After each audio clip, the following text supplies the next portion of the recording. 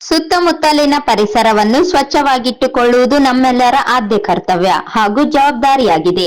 ಇದರಿಂದ ಉತ್ತಮ ಆರೋಗ್ಯವನ್ನು ಕಾಯ್ದುಕೊಳ್ಳಲು ಸಾಧ್ಯವಾಗುತ್ತದೆ ಎಂದು ಪ್ರಧಾನ ಜಿಲ್ಲಾ ಮತ್ತು ಸತ್ರ ನ್ಯಾಯಾಧೀಶರು ಹಾಗೂ ಜಿಲ್ಲಾ ಕಾನೂನು ಸೇವೆಗಳ ಪ್ರಾಧಿಕಾರದ ಅಧ್ಯಕ್ಷರಾದ ಮಾರುತಿ ಎಸ್ ಬಗಾಡೆ ಅವರು ಹೇಳಿದರು.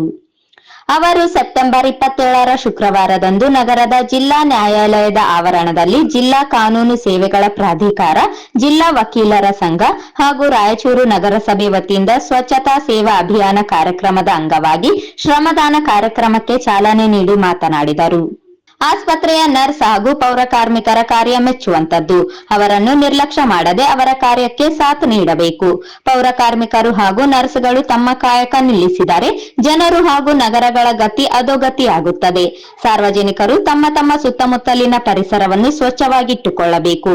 ಇದರ ಕುರಿತು ಜನರಲ್ಲಿ ಜಾಗೃತಿ ಮೂಡಿಸುವ ಸಲುವಾಗಿ ಅಕ್ಟೋಬರ್ 2ರಂದು ನಗರದ ಕೇಂದ್ರ ಬಸ್ ನಿಲ್ದಾಣದಲ್ಲಿ ಸ್ವಚ್ಛತಾ ಕಾರ್ಯಕ್ರಮವನ್ನು ಹಮ್ಮಿಕೊಳ್ಳಲಾಗಿದ್ದು, ಕೇಂದ್ರ ಬಸ್ ನಿಲ್ದಾಣದ ಸಮಗ್ರ ಸ್ವಚ್ಛತೆಯನ್ನು ಮಾಡಲಾಗುತ್ತದೆ ಎಂದು ಹೇಳಿದರು.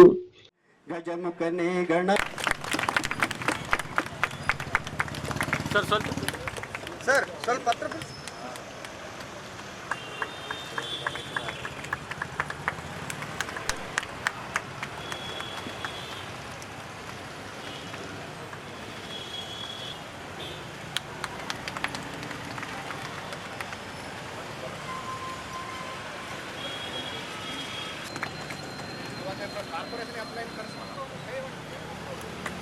ಇಲ್ಲಿ ನೋಡಪ್ಪ, ಈ ಕಡೆ ನೋಡಿ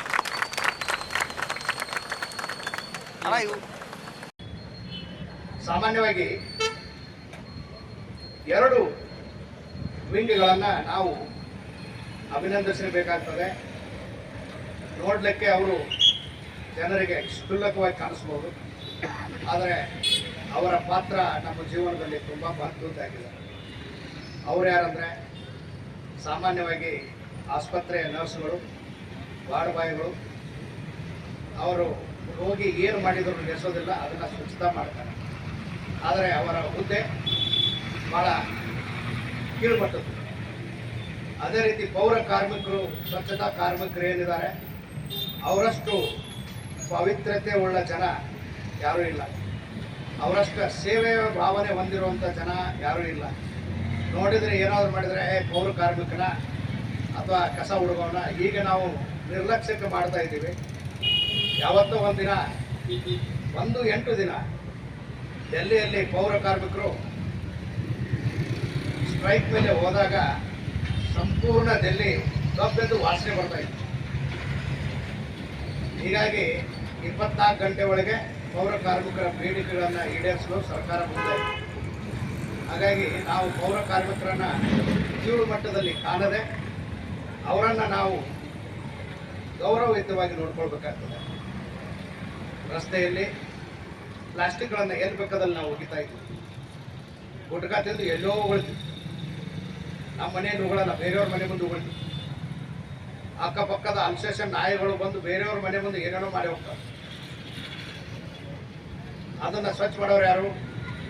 ನಾವು ಮಾಡಲ್ಲ. ಮತ್ತು ಮುನ್ಸಿಪಾಲ್ಟಿಯವ್ರು ಬೈತೀವಿ, ಮುನ್ಸಿಪಾಲ್ಟಿಯವ್ರು ಕಾಣಿಸೋದಿಲ್ಲ ಅಂತ. ಆದರೆ ಮುನ್ಸಿಪಾಲ್ಟಿ ಅವರಿಗೆ ಅವ್ರಿಗೂ ತಮ್ಮದೇ ಆದಂಥ ಒಂದು ಅನಾನುಕೂಲತೆಗಳಿದ್ದಾವೆ. ಅದರಲ್ಲಿ ಕೂಡ ಪೌರ ಕಾರ್ಮಿಕರು ತಮ್ಮ ಕೆಲಸವನ್ನು, ಸ್ವಚ್ಛತಾ ಅಭಿಯಾನವನ್ನು ನನ್ನ ಅನಿಸಿದ ಮಟ್ಟಿಗೆ ಏನಿಲ್ಲ ಅಂದರೂ 80% ಪ್ರತಿರಷ್ಟು ಅವರು ಸ್ವಚ್ಛತಾ ಕೆಲಸವನ್ನು ಮಾಡ್ತಾ ಇದ್ದಾರೆ. ಬಹುಶಃ ಅವ್ರಿಗೆ ಗಂಡು ಮಕ್ಕಳಿಗೆ, ಸಾಮಾನ್ಯ ಗಂಡು ಮಕ್ಕಳಿಗೆ ಮನೆಯಲ್ಲಿ ಹೆಂಡತಿಗಳು ಬೈತಾರೆ, ಊರೆಲ್ಲ ಸ್ವಚ್ಛ ಮಾಡೋದು ಗೊತ್ತಿಲ್ಲ, ನಿಮ್ಮ ಮನೆ ಸ್ವಚ್ಛ ಮಾಡೋದು ಗೊತ್ತಿಲ್ಲ. ಆ ಸಂದರ್ಭದಲ್ಲಿ ಅವರು ಇದ್ದಾರೆ. ಅದಕ್ಕಾಗಿ ಅವರೆಲ್ಲರಿಗೂ ನಾವು ಈ ಒಂದು ಕಾರ್ಯಕ್ರಮದ ಮೂಲಕ ಜೋರಾಗಿ ಶಬ್ದ ಬರುವಂತೆ ಚಪ್ಪಾಳೆ ತಟ್ಟಿ ಅಂತ ಈ ಚಪ್ಪಾಳೆಯ ಪ್ರತಿಷ್ಠೆ ಪೌರ ಕಾರ್ಮಿಕರಿಗೆ ಹೋಗಬೇಕು. ಇನ್ನು ಮುಂದೆ ಪೌರ ಕಾರ್ಮಿಕರು ಅಕ್ಟೋಬರ್ 2ನೇ ತಾರೀಕಿನಂದು ನಾವು ಬಸ್ ನಿಲ್ದಾಣದಲ್ಲಿ ಕಾರ್ಯಕ್ರಮ ಹಮ್ಮಿಕೊಂಡಿದ್ದೇವೆ. ಸ್ವಚ್ಛತಾ ಕಾರ್ಯಕ್ರಮ, ಸರ್ವಾಂಗ ಸ್ವಚ್ಛತಾ ಕಾರ್ಯಕ್ರಮ. ಅದು ನಾವೇನೋ ಸುಮ್ಮನೆ ತಾಂತ್ರಿಕವಾಗಿ ಅಥವಾ ಯಾಂತ್ರಿಕ ಒಂದು ಕಾರ್ಯಕ್ರಮ ಮಾಡಿಕೊಂಡು ಬರುವಂಥದ್ದಲ್ಲ. ಮಾನ್ಯ ಕಾರ್ಮಿಕ ಆಯುಕ್ತರು ಕೂಡ ಅಲ್ಲಿ ಇರೋದು ಪ್ರತಿಯೊಂದು ಕಸವನ್ನು ಅದು ಇಲ್ಲದಂತೆ ಮಾಡ್ತೀನಿ ಅಂತ ಅವರು ನಮಗೆ ಭರವಸೆ ಕೊಟ್ಟಿದ್ದಾರೆ. ಅದಕ್ಕೆ ಪೌರ ಕಾರ್ಮಿಕರು ಸಾಥ್ ಕೊಡ್ತಾ ಇದ್ದಾರೆ.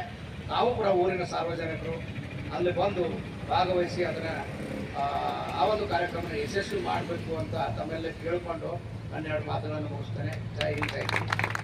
ಈ ವೇಳೆ ಜಿಲ್ಲಾ ವಕೀಲರ ಸಂಘದ ಅಧ್ಯಕ್ಷರಾದ ಮಲ್ಲಿಕಾರ್ಜುನ್ ಅವರು ಮಾತನಾಡಿ, ಪ್ರತಿದಿನ ಸ್ವಚ್ಛತಾ ಕಾರ್ಯ ಹಮ್ಮಿಕೊಳ್ಳಬೇಕು. ಬೇರೆ ಬೇರೆ ದೇಶಗಳಿಗೆ ನಮ್ಮ ದೇಶ ಹೋಲಿಸಿದರೆ ಸ್ವಚ್ಛತೆಯಲ್ಲಿ ಇನ್ನೂ ಹೆಚ್ಚಿನ ಮಟ್ಟದಲ್ಲಿ ಜಾಗೃತಿ ಮೂಡಿಸುವ ಅವಶ್ಯಕತೆ ಇದೆ ಎಂದರು.